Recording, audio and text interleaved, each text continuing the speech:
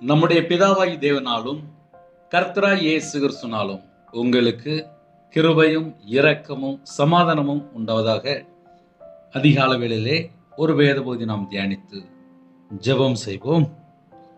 இன்னைக்கு தலைப்பு என்ன அப்படின்னா, கர்த்தாவே என் வாய்க்கு காவல் வையும், என் உதடுகளின் வாசலை காத்துக்கொள்ளும்.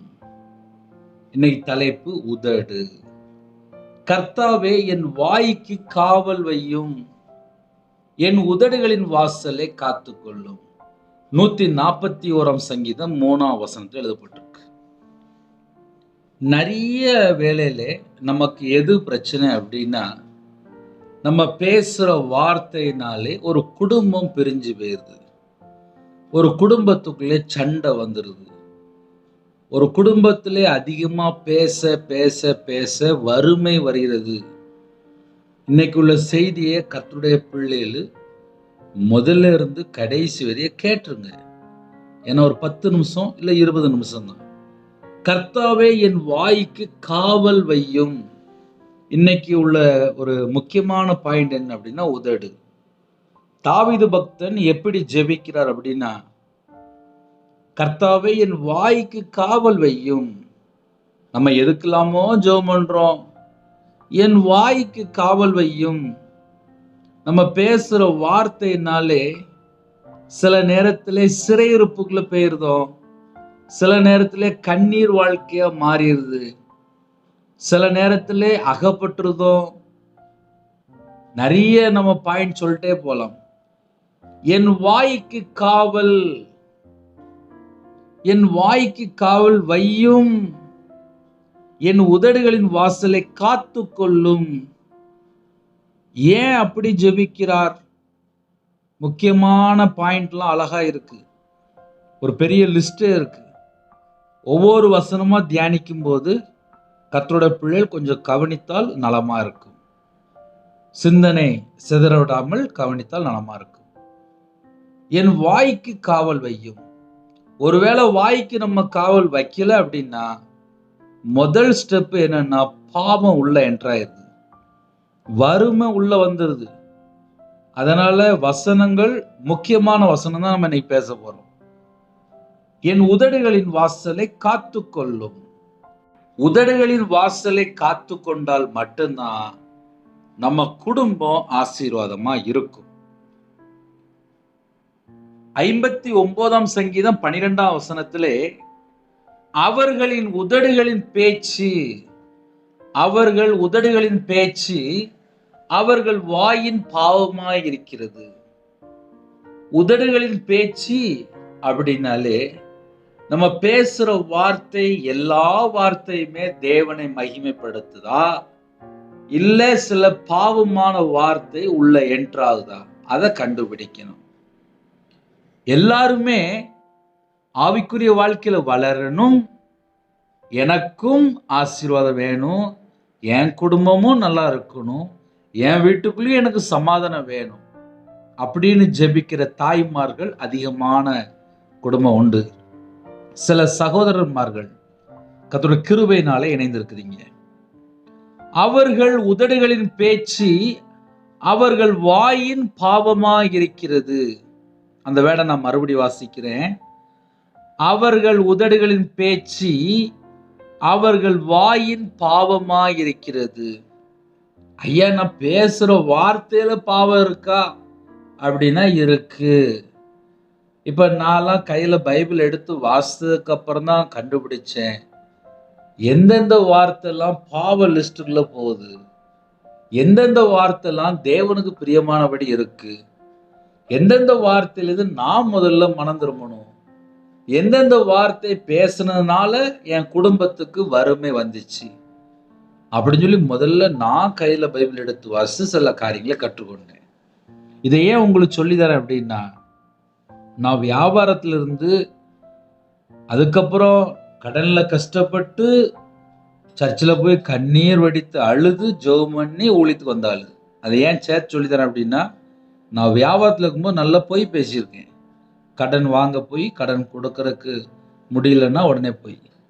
ஆனால் கையில் பைபிள் எடுத்து வாசித்ததுக்கு அப்புறம் தான் தெரியுது, உண்மை உள்ள மனுஷன்தான் பரிபூரணமான ஆசீர்வாதத்தை பெறுவான்.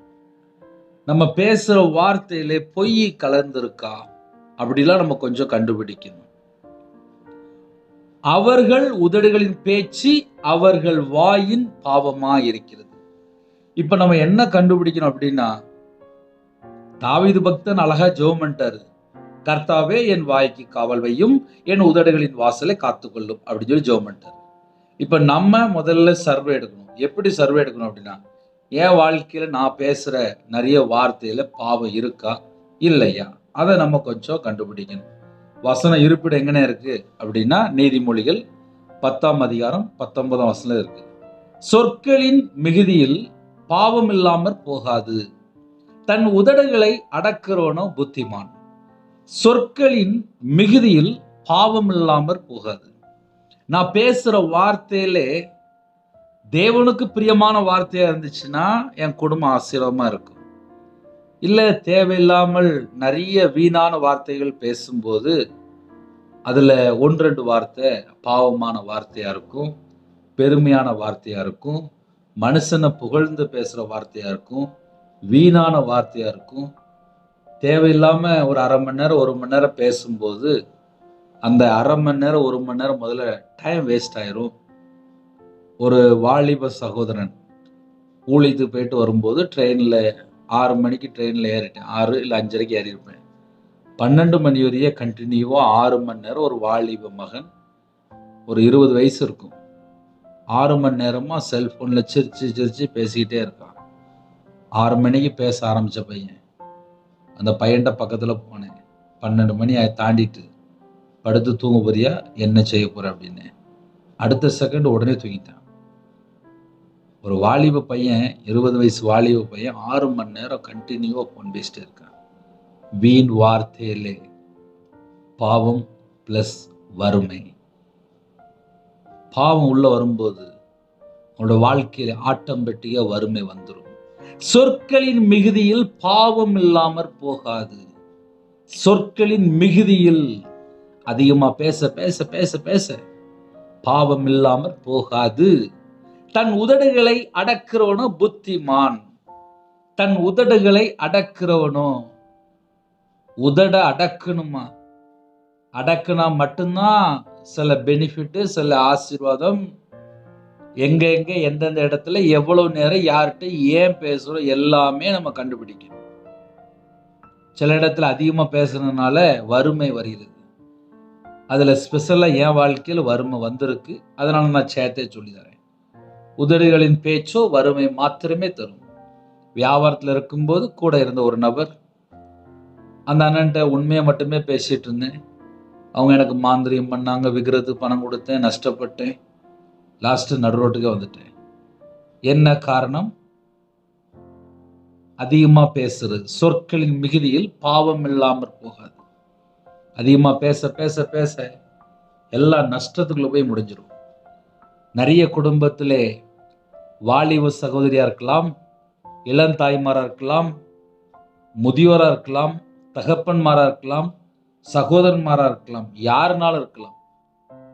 வாழ்க்கையில பிரச்சனை எங்கனே ஆரம்பிக்கு அப்படின்னா, நல்ல கதை பேசுவாங்க, நல்ல பல மணி நேரம் கதை பேசிட்டு அப்புறம் கொஞ்ச நாள் கழிச்சு பார்த்தா நிறைய பொய் பேசியிருப்பாங்க. எங்கேயாவது ஒரு இடத்துல பொய்ன்னு உள்ள வந்துட்டு அப்படின்னா அங்க லூசிபர் உள்ள வந்துருவான். நிறைய குடும்பத்துல வீணான வார்த்தை, அந்த வீணான வார்த்தைக்குள்ளே நிறைய குடும்பம் வறுமைகளை போய் சிக்கி கொள்ளுது. உதடுகளின் பேச்சோ வறுமை மாத்திரம் தரும். நீதிமொழிகள் 14ஆம் அதிகாரம் 23ஆம் வசனம். புதிய ஏற்பாட்டுல நமக்கு ரெக்கார்டு அதிகமா இருக்கு.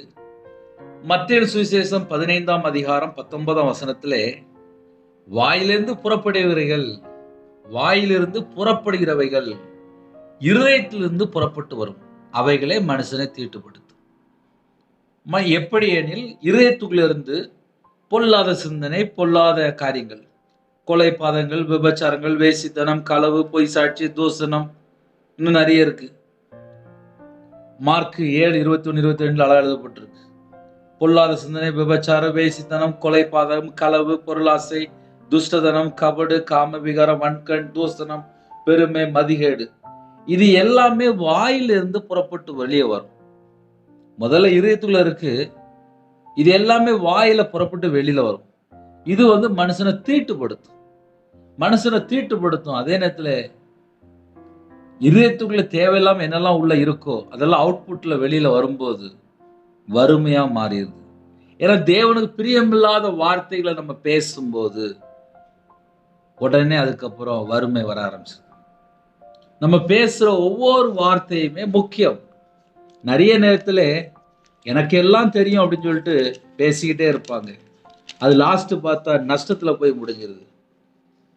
பிரசங்கி 10ஆம் அதிகாரம் 20ஆம் வசனத்திலே எழுதப்பட்டிருக்கு, ஆகாயத்து பறவை அந்த சத்தத்தை கொண்டு போகும், செட்டையில் உள்ளது அந்த செய்தியை அறிவிக்கும். அப்படின்னா என்ன அர்த்தம் அப்படின்னா, நம்ம பேச வீணான வார்த்தை இது எல்லாமே ஆகாயத்து பறவை அந்த சத்தத்தை கொண்டு போகுமா, செட்டையில் உள்ளது அந்த செய்தியை அறிவிக்கும். அதனால அந்த கடைசி காலத்துல நம்ம வாழ்றோம். உதடுகளின் பேச்சோ வறுமை மாத்திரம் தரும். நீதிமொழியில் 12ஆம் அதிகாரம் 22ஆம் வசனத்திலே, பொய் உதடுகள் கர்த்தருக்கு அருவருப்பானவைகள், உண்மையாய் நடக்கிறவர்களோ அவருக்கு பிரியம். ஒரு குடும்பம் இயேசு கிறிஸ்துவை ஏற்றுக்கொண்ட பின்பாக உண்மையா நடக்கணும். உண்மையா நடக்கும்போது கர்த்தர் ஆசீர்வதிக்கிறார். பொய் உதடுகள் கர்த்தருக்கு அருவருப்பானவைகள். இந்த கடைசி காலத்திலே உண்மையா வாழ்றதுக்கு முயற்சி எடுத்து உண்மையா நம்ம நடக்கும்போது கண்டிப்பா குடும்ப ஆசீர்வாதம். இல்ல நான் காலைல தூங்கி எந்திரிச்சல இருந்து நான் பொய் தான் பேசிட்டு இருக்கிறேன், நான் வேலைக்கு போற இடத்துல, ஆபீஸ்ல, கம்பெனில, வியாபாரத்துல, நான் எல்லா பகுதியிலுமே நான் பொய் பேசிட்டு இருக்கிறேன் அப்படின்னு யாராவது சொன்னால், பொய் உதடுகள் கர்த்தருக்கு அருவருப்பானவைகள் அப்படின்னா என்னென்ன அர்த்தம் அப்படின்னா, உண்மையா வாழ்ந்தா ஜெபம் கேட்கப்படும், நான் பொய் தான் பேசுவேன் அப்படின்னா பொய் உதடுகள் கர்த்தருக்கு அருவருப்பானவைகள்.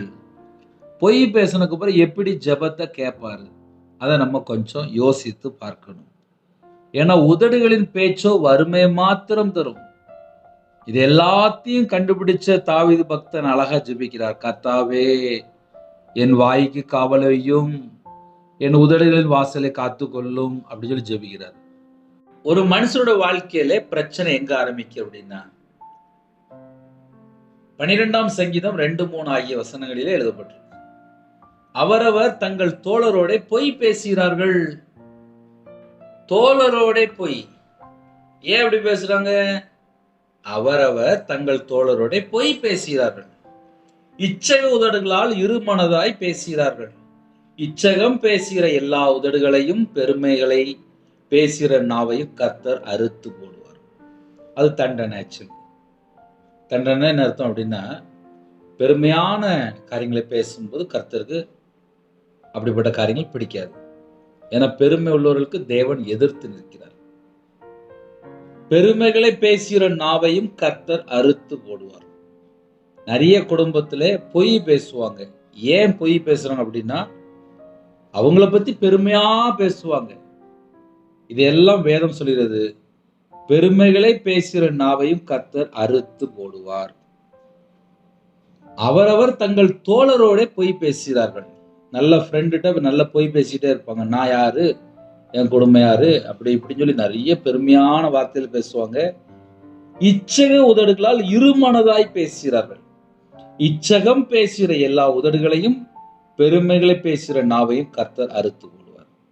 அதனால பொய் பேசாம, இச்சக உதடுகளால் இருமனதாய் பேசாம, பெருமையான காரியங்களை பேசாம இருந்தா குடும்பம் ஆசீர்வாதமா இருக்கும். இல்லை நான் இஷ்டம் போலதான் நான் பொய் பேசுவேன், நான் இஷ்டம் போலதான் நான் வாழ்வேன், நான் பெருமையா தான் பேசுவேன் அப்படின்னா வேதம் சொல்கிறது, பெருமைகளை பேசுகிற நாவையும் கர்த்தர் அறுத்து போடுவார். அடுத்தாப்புல 59:3, ஏசாயா 59:3, உங்கள் உதடுகள் பொய்யை பேசி உங்கள் நாவு நியாயக்கேட்டை வசனிக்கிறது. பொய் பேசி அதுக்கப்புறம் நம்ம வாழ்க்கையில ஆசீர்வாதத்தை பெற்றுக்கொள்ள முடியாது. 140 சங்கீதம் 1 முதல் 3 ஆகிய வசனங்களிலே, சர்ப்பத்தை போல் தங்கள் நாவை கூர்மையாக்குகிறார்கள், அவர்கள் உதடுகளின் கீழ் விரியன் பாம்பின் விஷம் இருக்கிறது. அப்படின்னா என்ன அர்த்தம் அப்படின்னா, உதடுகளின் கீழ் விரியன் பாம்பின் விஷம் இருக்கிறது. ஒரு குடும்பத்திலே எரிச்சலோடு, கோபத்தோடு, கசப்போடு பேசும்போது அந்த குடும்பத்துக்குள்ள நிம்மதியா இருக்காது. எனக்கு ஒரு தாயார் ஜெபிக்க வந்தாங்க. அது என் இதயத்துல ரொம்ப ஆழமா பதிஞ்சிட்டு. அவங்க என்ன சொன்னாங்க அப்படின்னா, கல்யாணம் முடிஞ்சு ஒரு 18 வருஷம் ஆச்சு. நானும் என் கணவரும் ஒரு 14 வருஷம் தாண்டி இன்னும் பேசாம இருக்கிறோம். கல்யாணம் முடிஞ்ச ஒரு ஒரு 3 வருஷத்துல எனக்கு ஒரு பையன், ஒரு பொண்ணு இருக்கு. இப்ப வாலிப பிள்ளைகளு. கல்யாணம் முடிஞ்ச ஒரு 3 வருஷம் சண்டை போட்டோம். 14 வருஷமா என் கணவர் இன்னும் பேசல. ஆனா வீட்டுக்குள்ள தான் இருக்காரு. அப்ப அந்த குடும்பம் எப்படி இருக்கும்? விரியன் பாம்பின் விஷம். ஏதோ ஒரு வார்த்தையில வீட்டுல பேசியிருக்காங்க, சண்டை போட்டிருக்காங்க. கணவன் மனைவிக்குள்ள உள்ள காரியங்கள். மன்னிப்பும் கேட்டிருப்பாங்க. ஆனால் இறங்கி போல. சர்ப்பத்தை போல தங்கள் நாவை கூர்மையாக்குகிறார்கள், அவர்கள் உதடுகளின் கீழ் விரியன் பாம்பின் விஷம் இருக்கிறது. விரியன் பாம்பின் விஷம்னாலே உங்களுக்கு தெரியும். கடிச்சா கொஞ்ச நேரத்துல உயிர் பிரிஞ்சிடும் அப்படிம்பாங்க. அப்படிப்பட்ட காரியங்கள். சர்ப்பத்தை போல தங்கள் நாவை கூர்மையாக்குகிறார்கள். கணவன் மனைவி அப்படின்னா விட்டு கொடுத்தாள் அந்த குடும்பம் ஒரு குட்டி பரலோகம் போல இருக்கும். அன்பு கூர்ந்தால் அந்த குடும்பம் அவ்வளவு சந்தோஷமா இருக்கும். ஆனா அன்பு கூறாம எப்ப பார்த்தாலும் ஒரே சண்டை போட்டுக்கிட்டு, அப்புறம் பார்த்தா அவங்க கண்ணீர் அடிப்பாங்க, இவங்க பார்த்தா வெளியில கிளம்பி போயிடுவாங்க. அப்புறம் அந்த வீடு எப்படி இருக்கும்? நரகம் மாதிரி இருக்கும். கர்த்தாவே, பொல்லாத மனுஷனுக்கு என்னை தப்புவியும், கொடுமை உள்ளவனுக்கு என்னை விலக்கி ரட்சியும். அவர்கள் தங்கள் இதயத்தில் பொல்லாப்புகளை சிந்தித்து யுத்தம் செய்ய நாள்தோறும் கூட்டம் கூடுகிறார்கள். பொல்லாத மனுஷன் சொல்லி போட்டிருக்கு. பொல்லாப்புகளை சிந்தித்து யுத்தம் செய்ய நாள்தோறும் கூட்டம் கூடுகிறார்கள். ரோமர் 3 அதிகாரம் 13 வசனத்திலே, அவர்கள் தொண்டை திறக்கப்பட்ட பிரேத குழி, தங்கள் நாவுகளால் வஞ்சனை செய்கிறார்கள், அவர்களுடைய உதடுகளின் கீழ் பாம்பின் விஷம் இருக்கிறது. தந்திரமா யாரெல்லாம் வாழ்றாங்களோ அவருடைய உதடுகளின் கீழ் பாம்பின் விஷம் இருக்கிறது. சில குடும்பத்திலே வாயை திறந்தாலே தந்திரம் மட்டும்தான் வரும். உண்மையான வார்த்தையே இருக்காது. அப்படின்னா என்ன அர்த்தம் அப்படின்னா, தந்திரம், சூது, பொய், கபடு, பெருமை, இச்சை உதடு, சொற்களின் மிகுதியில் பாவம் இல்லாமல் போகாது. இதெல்லாம் புரிந்து கொண்ட தாவீது பக்தன் அழகா ஜெபிக்கிறார். கர்த்தாவே, என் வாய்க்கு காவல் வையும், என் உதடுகளின் வாசலை காத்து கொள்ளும் என்று ஜெபிக்கிறார். இந்த காலவெளியிலே நம்ம என்ன தர்ம யோசித்து பார்க்கணும்? 1 பேதுரு 3, 10, 11 ஆகிய வசனங்களில் எழுதப்பட்டிருக்கு. ஜீவனை விரும்பி நல்ல நாட்களை காண வேண்டும் என்று இருக்கிறவன் பொல்லாப்புக்கு தன் நாவையும் கபடத்துக்கு தன் உதடுகளையும் விலக்கி காத்து, பொல்லாப்பை விட்டு நீங்கி நன்மை செய்து சமாதானத்தை தேடி அதை பின்தொடர கடவன். கபடத்துக்கு தன் உதடுகளை விலக்கி காத்து, பொய்யான காரியங்களுக்கு தன் உதடுகளை விலக்கி காத்தால் மட்டும்தான் பரிபூர்ணமான ஆசீர்வாதம். உண்மையாய் நடக்கிறவர்களோ அவருக்கு பிரியம். மோசே குறித்து பார்க்கும்போது, தன் உதடுகளினால் பதறி பேசின மோசே. 106 சங்கீதம் 32, 33 ஆகிய வசனங்களிலே, மேரிபாவின் தண்ணீர்களிடத்திலும் அவருக்கு கடும் கோபம் ஊட்டினார்கள். அவர்கள் நிமித்தம் மோசேக்கும் பொல்லாப்பு வந்தது. அவர்கள் அவன் ஆவியை விசனப்படுத்தினாலே தன் உதடுகளினால் பதறி பேசினான். மோசே தன் உதடுகளினால் பதறி பேசினான். பதறி பேசினால கானான் தேசத்துக்குள்ள போக முடியல. பழைய ஏற்பாட்டிலே ஏசாயா தீர்க்கதரிசி குறித்து சொல்லும்போது, தேவனுக்கு முன்பாக தன்னை தாழ்த்தின ஏசாயா தீர்க்கதரிசி. ஏசாயா 6ஆம் அதிகாரம் 5 முதல் 7 ஆகிய வசனங்கள். அப்பொழுது நான் ஐயோ அதமானேன், நான் அசுத்த உதடுகள் உள்ள மனுஷன். அவர் எப்படி தாழ்த்துறாரு, தேவனுக்கு முன்பாக தன்னை எப்படி தாழ்த்துறாரு அப்படின்னு சொல்லி கொஞ்சம் ஆழமா போய் பார்க்கும்போது, அப்பொழுது நான் ஐயோ அதமானேன், நான் அசுத்த உதடுகள் உள்ள மனுஷன். அசுத்த உதடுகள் உள்ள மனுஷன், அசுத்த உதடுகள் உள்ள ஜனங்களில் நடுவில் வாசமாயிருக்கிறவன், சேனைகளின் கர்த்தராகிய ராஜாவை என் கண்கள் கண்டதே என்றான். அப்பொழுது சேராபீன்களில் ஒருவன் பலிபீடத்திலிருந்து தன் கையிலே பிடித்து குறட்டால் ஒரு நெருப்பு தழலை எடுத்து என்னிடத்தில் பறந்து வந்து அதனால் என் வாயை தொட்டு, இதோ இது உன் உதடுகளை தொட்டதினால் உன் அக்கிரமம் நீங்கி உன் பாவம் நிவர்த்தியானது என்றான். எதனால? தேவனுக்கு முன்பாக தன்னை தாழ்த்தினதுனால. தேவனுக்கு முன்பாக தன்னை தாழ்த்தும் போது தேவன் அந்த இடத்துல என்ன நடக்கும் அப்படின்னா, தூதனை அனுப்புகிறார். என் வாயை தொட்டு, இதோ இது என் உதடுகளை தொட்டதினால் அந்த அக்கிரமம் நீங்கி பாவம் நிவர்த்தியானது. இப்ப இந்த காலவேளையிலே நம்ம என்ன தெரியுமா யோசிக்கணும்? நம்ம பேசுற வார்த்தை பரிசுத்தமுள்ள வார்த்தையா? நம்ம கூட இருக்கிற ஃப்ரெண்ட்ஷிப், நம்ம கூட இருக்கிறவங்க எல்லாருமே ரொம்ப நல்லவங்களா? பரிசுத்தமான காரியத்தை நம்ம எல்லாரும் பேசுறோமா? இல்ல ஃப்ரெண்ட்ஷிப்ல அசுத்தமான வார்த்தைகள், கெட்ட வார்த்தைகள், தூசணமான வார்த்தைகள், பொய்யான வார்த்தைகள், இச்சகமான வார்த்தைகள், தந்திரமான வார்த்தைகள், இதெல்லாம் இருக்கிற ஜனங்களுக்கு நடுவுலே நம்ம இருக்கிறோமா? என தேவனுக்கு முன்பாக தன்னை தாழ்த்தின ஏசாயா தீர்க்கதரிசி அவர் எப்படி தாழ்த்தினாரு? ஐயோ அதமானேன், நான் அசுத்த உதடுகள் உள்ள மனுஷன், அசுத்த உதடுகள் உள்ள ஜனங்களின் நடுவில் வாசமாயிருக்கிறவன், சேனைகளின் கர்த்தராகிய ராஜாவை என் கண்கள் கண்டதே என்றான். இப்ப நம்ம என்ன தெரியுமா யோசித்து பார்க்கணும்? நம்ம வாழ்க்கையில எங்கேயாவது வீண் வார்த்தை பேசுறோமா? உதடுகளினால் பதறி பேசுகிறோமா? அதை நம்ம கொஞ்சம் ஆழமா யோசித்து பார்த்தால் நலமா இருக்கும். இன்னும் கூட உங்களுக்கு ஒரு ப்ரூஃப் காமிக்க.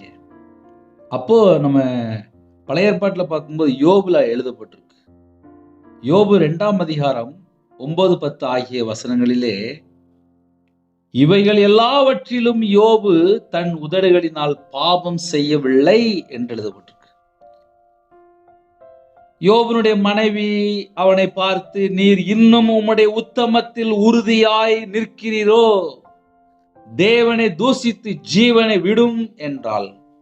அதற்கு யோபு, நீ பைத்தியக்காரி பேசுகிறது போல பேசுகிறாய். தேவன் கையில நன்மையை பெற்ற நாம் தீமையையும் பெற வேண்டாமோ என்றான். இவைகள் எல்லாவற்றிலும் யோபு தன் உதடுகளினால் பாவம் செய்யவில்லை. யோபு சொல்கிறார், இவைகள் எல்லாவற்றிலும் தன் உதடுகளினால் பாவம் செய்யவில்லை. பதறி பேசல. மனைவி சொல்றாங்க, தூசித்து ஜீவனை விட்டுரும், போதும், இப்படி வாழ்ந்தது போதும், இவ்வளவு கஷ்டப்பட்டுட்டு இனிமேல் தேவனை தூசித்துட்டு ஜீவனை விட்டுரும் அப்படிங்க. உடனே அழகா சொல்றாரு, நீ பைத்தியக்காரி பேசுறது போல பேசுகிறாய். தேவன் கையில நன்மை பெற்ற நாம் தீமையும் பெற வேண்டாமோ என்றான். இவைகள் எல்லாவற்றிலும் யோபு தன் உதடுகளினால் பாவம் செய்யல. பாவம் செய்யாமல் காத்து கொண்ட நபர் யாரு அப்படின்னு சொல்லி பைபிள்ல பார்க்கும்போது யோபு. உத்தமத்திலே உறுதியாய் நிற்கிறீரோ அப்படின்னு சொல்லி மனைவி கேட்கிறாங்க. சில வேளையில வீட்டில் ரொம்ப பிரச்சனை வரும்போது, இயேசுவை ஏற்றுக்கொண்ட இன்னும் உத்தமத்தில் அப்படியே இருக்கிறியோ, வீட்டில் இவ்வளோ பிரச்சனை வந்துட்டல அப்படிம்பாங்க. யோபுவை போல சில வீட்டில் பாடுகளோட போயிட்டு இருப்பாங்க.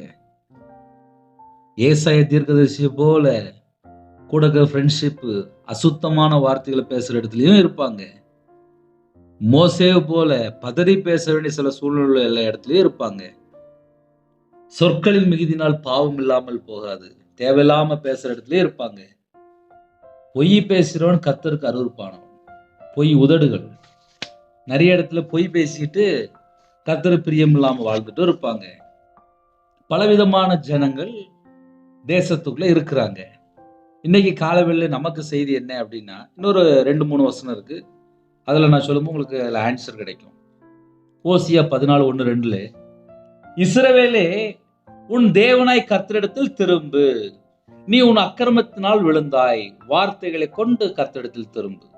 அவரை நோக்கி, தேவரீர் எல்லா அக்கிரமத்தையும் நீக்கி எங்களை தயவாய் அங்கீகரித்தருளும். அப்பொழுது நாங்கள் எங்கள் உதடுகளின் காளைகளை செலுத்துவோம். என்ன சொல்ல வாரார் அப்படின்னா, கர்த்தரிடத்தில் திரும்பு. நீ உன் அக்கிரமத்தினால் விழுந்தாய். வார்த்தைகளை கொண்டு கர்த்தரிடத்தில் திரும்புங்கள். ஆமாப்பா, நான் பாவம் பண்ணிட்டேன். நான் அக்கிரம உதடுகள் உள்ள ஜனங்கள்ட்ட தான் நான் வாசம் பண்றேன். என் உதடுகள் கூட அக்கிரமம் இருக்கு. ஏசாயா தீர்க்கதரிசி சொன்னது போல, நான் அசுத்த உதடுகள் உள்ள மனுஷன். தாழ்த்துற ஒரு அனுபவம். சில குடும்பத்துல பார்த்தா மோசே போல பதவி பேசிடுவாங்க. அப்படியும் சில ஜனங்கள் இருக்காங்க. யாரெல்லாம் இணைந்திருக்கிறீங்களோ தேவனுக்கு தெரியும். வார்த்தைகளை கொண்டு கர்த்தரிடத்தில் திரும்புங்கள். அவரை நோக்கி, தேவரீர் எல்லா அக்கிரமத்தையும் நீக்கி எங்களை தயவாய் அங்கீகரித்தருளும். அப்பொழுது நாங்கள் எங்கள் உதடுகளின் காளைகளை செலுத்துவோம். 51ஆம் சங்கீதம் 15ஆம் வசனத்திலே, ஆண்டவரே என் உதடுகளை திறந்தருளும். அப்பொழுது என் வாய் உம்முடைய புகழை அறிவிக்கும். என் உதடுகளை திறந்தருளும். அப்பொழுது என் வாய் உம்முடைய புகழை அறிவிக்கும். எபிரேயர் 13ஆம் அதிகாரம் 15ஆம் வசனத்திலே, ஆகையால் அவருடைய நாமத்தை துதிக்கும் உதடுகளின் கனியாகிய ஸ்தோத்திர பலி அவர் மூலமாய் எப்போதும் தேவனுக்கு செலுத்த கடவோம். ஏன் நமக்கு அடிக்கடி நஷ்டம் வருது, அடிக்கடி வறுமை வருது, அடிக்கடி பிரச்சனை வருது, அடிக்கடி பாவத்துக்குள்ள போய் சிக்கி கொள்றாங்க? ஏன் அசுத்த உதடுன்னு சொல்லி இப்படி நிறைய காரியத்தை நம்ம பார்க்கும்போது, புதிய ஏற்பாட்டுப்படி நம்ம பார்க்கும்போது, இந்த ஜனத்தை எனக்கென்று ஏற்படுத்தினேன், இவர்கள் என் துதியை சொல்லிக் கொண்டு வருவார்கள். தேவனை துதித்து மகிமை செலுத்தும் போது தேவையான இடத்துல, வீணான இடத்துல இருக்க மாட்டாங்க. டயத்தை வேஸ்ட் பண்ண மாட்டாங்க. அவங்க ஜெபம் பண்ணுவாங்க, அவங்க தேவனுக்கு மகிமை செலுத்திட்டு இருப்பாங்க. தேவையில்லா எந்த இடத்துலயும் இருக்க மாட்டாங்க. அவருடைய நாமத்தை துதிக்கும் உதடுகளின் கனியாகி ஸ்தோத்திர பலியை அவர் மூலமா எப்பொழுதும் எப்போதும் தேவனுக்கு செலுத்த கடவும். எப்போதும் தேவனுக்கு நம்ம ஸ்தோத்திர பலி செலுத்தும் போது, உதடுகளின் கனியாகி ஸ்தோத்திர பலி அவர் மூலமா, இயேசு கிறிஸ்து மூலமா எப்பொழுதும் தேவனுக்கு செலுத்தும் போது, நம்ம எந்த விதமான ஒரு பாவத்துக்குள்ள போய் சிக்கி கொள்ள மாட்டோம். அதனால இன்னைக்கு செய்தி என்ன அப்படின்னா, கர்த்தாவே என் வாய்க்கு காவல் வையும், என் உதடுகளின் வாசலை காத்துக்கொள்ளும். நம்ம எங்கேயாவது போய் தேவையில்லாம சிக்கிக்கிட்டு அப்புறம் எனக்கு பிரச்சனை சொல்லி புலம்பிட்டு கூடாது. அதனால காலை வேளையில இன்னைக்கு உதடு மட்டும்தான் பேசியிருக்கோம். இன்னும் நிறைய வசனம் இருக்கு. இன்னைக்கு பேசின வசனமே அதிகமான வசனம் தான். ஒரு மனுஷன் பொய் பேசும்போது கர்த்தருக்கு அருவருப்பானவன். பொய், இச்ச உதடு, பெருமையான பேசுற வார்த்தை, இதயத்துக்குள்ளிருந்து தேவையில்லாத வார்த்தைகள் வெளியில வருது. சொற்களின் மிகுதியில் பாவம் இல்லாமல் போகாது. உதடுகளின் பேச்சோ வறுமை மாத்திரம் தரும். அதனால காலை வேளையில மோசேயை போல பதவி பேசாம இருந்தா தப்பிச்சுக்கிட்டான். நிறைய இடத்துல பதறி பேசி குடும்பத்தில் ஒரே சண்டை தான் நடக்கும். 10 வருஷமா பேசாம இருக்கிறாங்க, பிரிஞ்சு போயிட்டாங்க. என்னன்னு சொல்லி கேட்டா, சண்டை போட்டு ரொம்ப நாள் ஆச்சு, இன்னும் என் கணவர் வந்து என்னை கூட்டு போல அப்படிங்கிறாங்க. சண்டை யாரு போட்டாலும் நான் தான் போட்டேங்கிறாங்க. நிறைய வீட்டில் நிறைய பிரச்சனை நடக்கு. சில வீட்டில் சில குறைகள் இருக்கு, இல்லைன்னு சொல்லலை. இருந்தாலும் தேவனுடைய சமூகத்தில் கண்ணீரோடு ஜெபிங்க. குடும்பம் ரட்சிக்கப்படும் போது குடும்பத்தில் ஒரு மாற்றம் வரும்.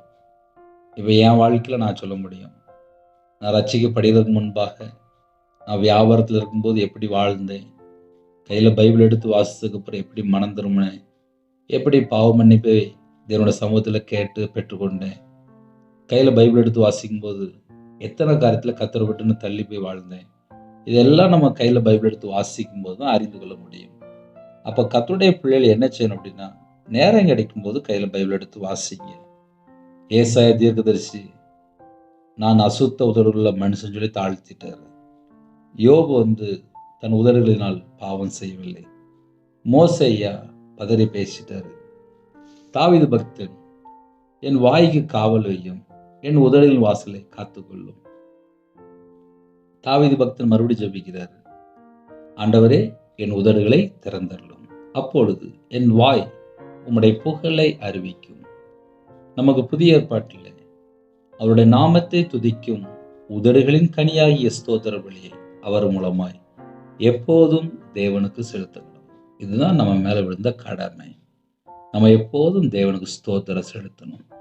நம்ம எப்போதும் தேவனுக்கு ஸ்தோத்திரம் செலுத்தும் போது நம்ம வாழ்க்கையில் என்ன நஷ்டம் இருக்கு, என்ன கஷ்டம் இருக்கு, என்ன பிரச்சனை இருக்கு, என்ன வேதனை, சரீரத்தில் பலவீனமா, குடும்பத்துக்குள்ளே போராட்டமா, எப்படிப்பட்ட பிரச்சனையா இருந்தாலும் தேவன் எல்லாவற்றையும் நீக்கி குடும்பத்தை பரிபூர்ணமாக ஆசீர்வதிப்பார். தீர்காயுசு தந்து ஆசீர்வதிப்பார். நம்ம குடும்பத்துக்கு சமாதானத்தை கட்டளிடுவார். குடும்பத்துக்குள்ள எங்கெல்லாம் குறைகள் குற்றங்கள் இருக்கோ தேவனுடைய சமூகத்தில் தாழ்த்தும் போது எப்படி தாழ்த்தணும் அப்படின்னா, நம்ம எந்த சூழ்நிலையிலே கர்த்தரை விட்டு தள்ளி போயிருக்கிறோம் அது எல்லாமே உணர்ந்து உண்மையா தேவனுடைய சமூகத்திலே தாழ்த்தணும். அதுதான் நான் சொன்னேன், ஏசாயா தீர்க்கதரிசி நான் அசுத்த உதடுகள் உள்ள மனுஷன் சொல்லி தாழ்த்துறாரு. அப்ப நம்ம வாழ்க்கையில நம்ம எப்படி தாழ்த்த போறோம் அதை நம்ம கொஞ்சம் யோசித்து பார்க்கணும்.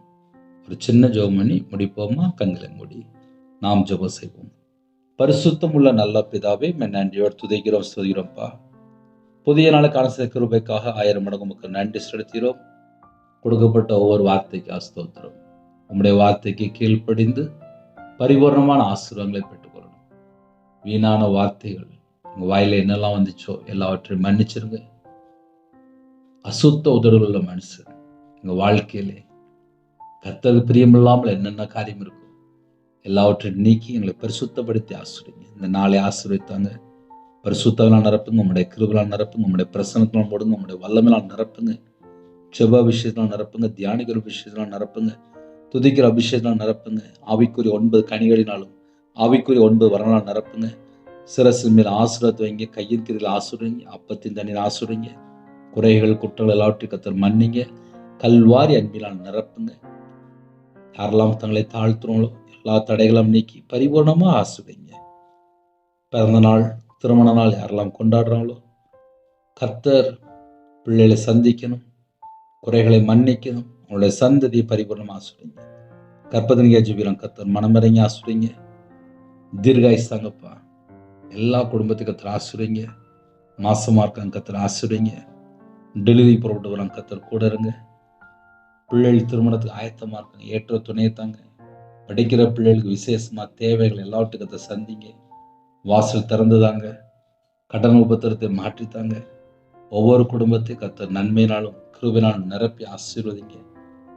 குறைகள் குற்றங்கள் எல்லாவற்றையும் கர்த்தர் மன்னித்து பிதா குமாரன் பரிசுத்த நாமத்துல முத்திரை போட்டு கர்த்தர் வேலி அடைத்து ஆசீர்வதிங்க. அப்பிரயோஜனமான ஊழியக்காரப்பா, தேவன் அருளிய அப்போ மினிஸ்ட் மூலியமாக எல்லா தேசத்திலும் இணைந்திருக்கிறாங்க.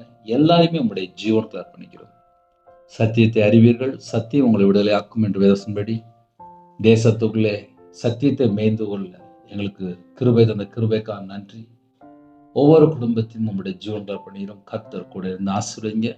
உங்க நாமம் மகிமைப்படட்டும். அப்பிரயோஜனமான ஊழியக்காரப்பா, துதி கன மகிமையெல்லாம் கர்த்தரா இயேசு ராஜா ஒருவருக்கே செலுத்திடும்ப்பா. சரீரத்தில் பலவீனத்தோடு படுத்த படுக்கையில் யாரெல்லாம் இருக்கிறாங்களோ கர்த்தருடைய கரம் பிள்ளைகளை தொடட்டும்ப்பா. கேன்சர்ல பாதிக்கப்பட்டிருக்காங்கப்பா, அவசர சிகிச்சையில் இருக்காங்கப்பா. அப்படிப்பட்ட குடும்பத்தை கர்த்தர் தொட்டு சுகமாக்கித்தாங்க. வேற வேற நாட்டுக்குள்ளே அவங்க இருக்கிற இடத்துல எப்படிப்பட்ட சூழ்நிலை சரிப்பா, எல்லாவற்றையும் கர்த்தர் மாற்றித்தாங்க. பிள்ளைகளுக்கு பரிபூர்ணமாக ஆசீர்வதிங்க. வேலை இல்லாமல் இருக்காங்க கர்த்தர் வாசல் திறந்து விடுங்க.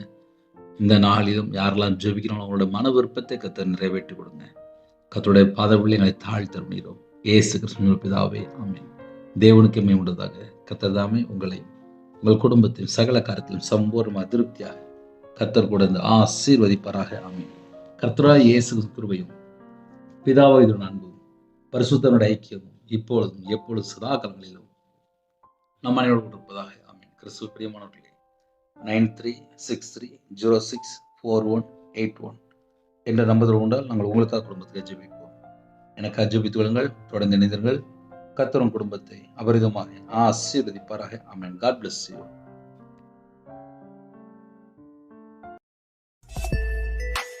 Thanks for watching. Please subscribe our channel. Click the like and share. Click the bell. God bless you.